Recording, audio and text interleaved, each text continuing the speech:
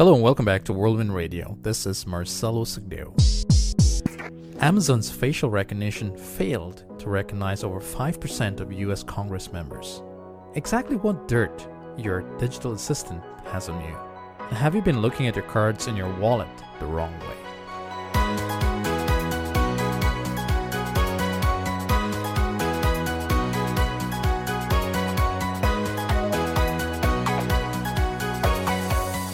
Is your digital assistant listening and recording your conversations?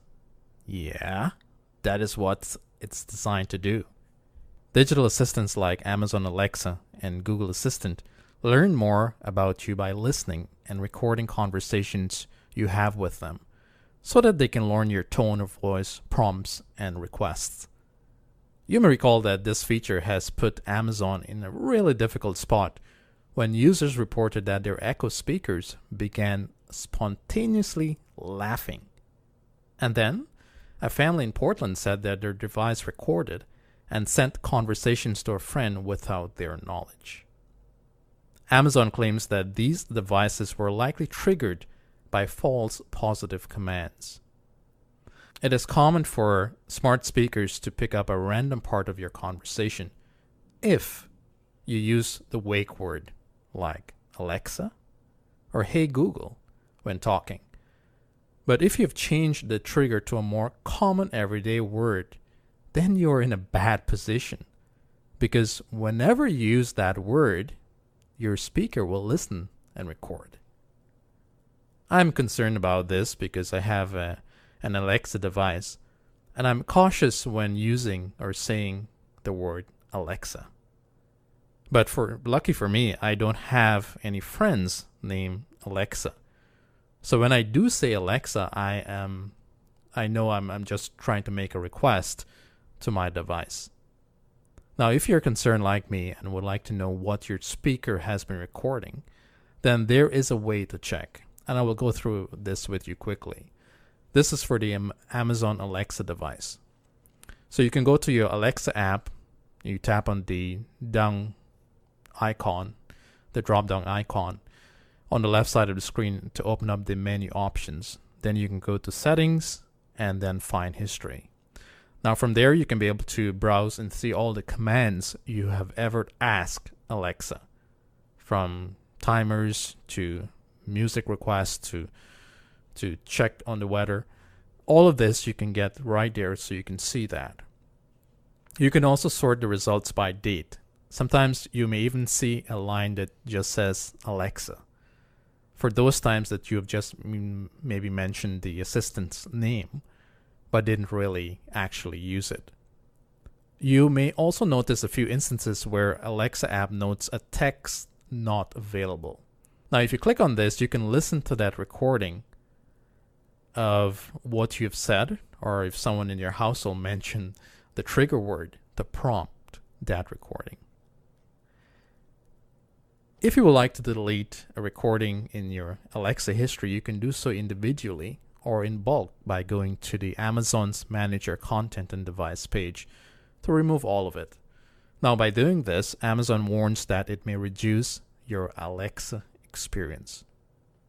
Now, for Google Assistant, you can manage and delete all your requests through the web browser or on your phone. And it's a little more complicated than Alexa, and so I'll leave that in the description for you to take a look at. Smart speakers are growing and are becoming more and more of a household device. And with this growth, companies like Amazon and Google will continue to refine their technology to work out the bugs. Like in this case, of that family recording, that recording was done and was sent to someone else without their knowledge. If you have a digital assistant, you may want to check out what the device has recorded. It is quite good that it has this option where you can be able to view and listen to your history and then delete if you're nervous about any conversations there. You will see it when you view your history that your device will only record the commands and requests or conversations after you've said the trigger word. So that's the key. It's important. Don't use the trigger word for your devices like Alexa or Hey Google. Or if you've changed that, make sure it's not a common word that you will use in conversations, because that will trigger the recording and it will capture your conversation. So just be cautious about using your trigger words as part of your everyday conversations.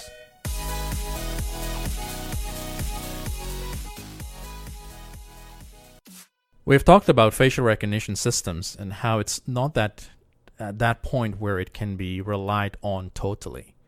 We did a program recently on facial scans at airports where we see that the same problem arising.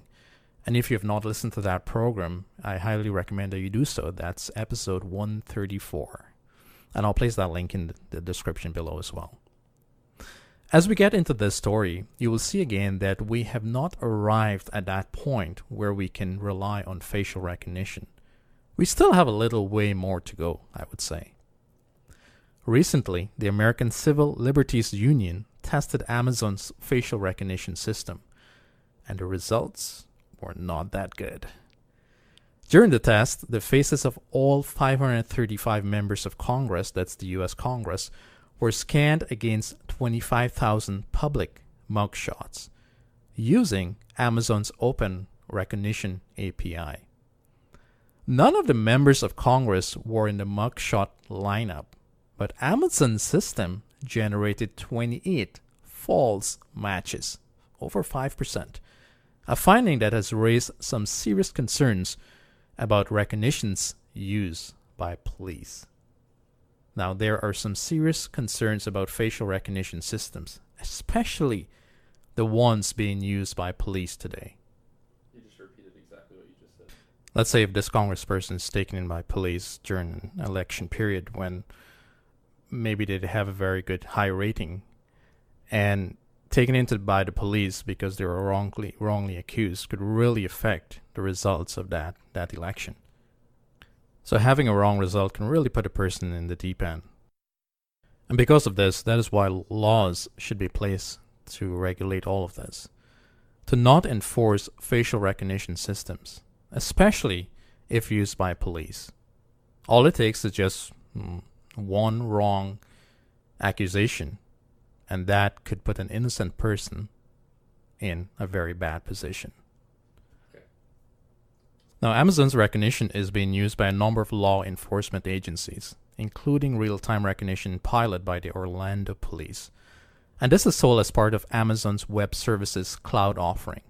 And I can see why organizations may want to use this, because the cost of this software is less than $12 a month. So very, very cost-effective.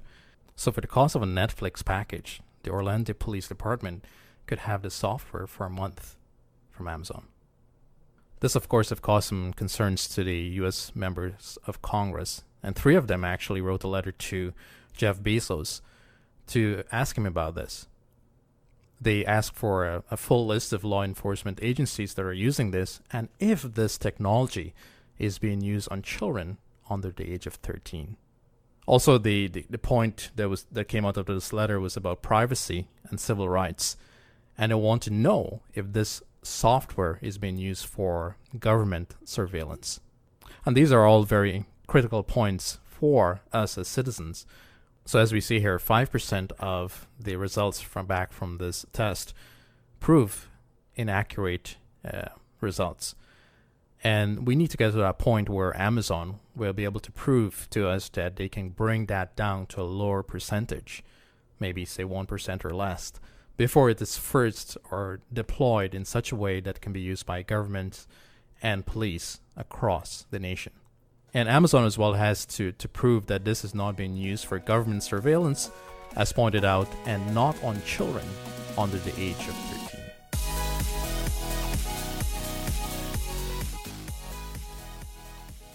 How do you normally hold or handle your card?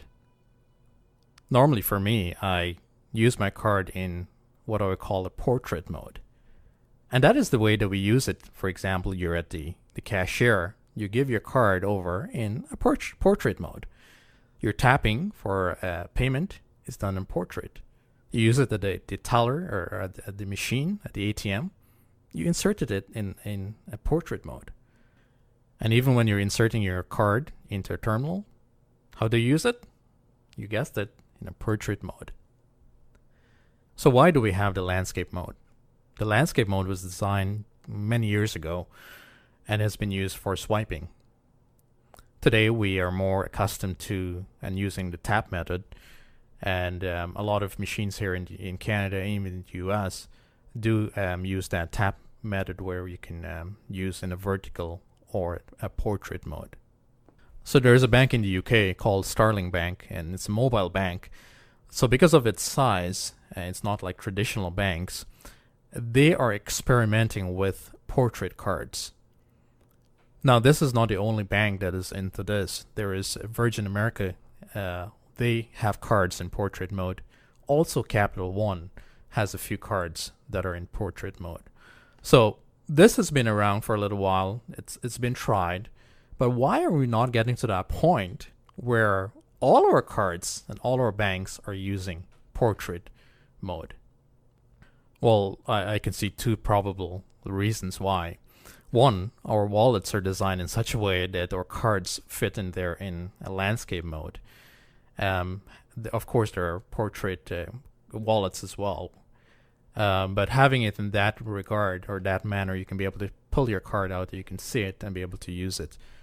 The other reason I would say is there are some states and provinces where some driver's license are in portrait mode, and that is for people who are under the legal drinking age.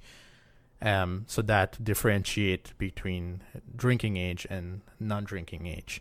And lastly, bank cards have the numbers that are being used on bank cards are fairly long. So having a portrait card, then I guess they would have to do it in 2 rows, and that may create some confusion.